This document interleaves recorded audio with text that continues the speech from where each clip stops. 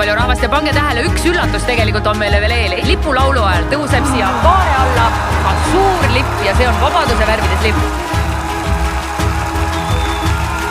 Tuleb välja, et see 7x18 meetrine kangas sai kokku nendest piltidest, mida siis peaaegu 1200 fotot ära saadeti.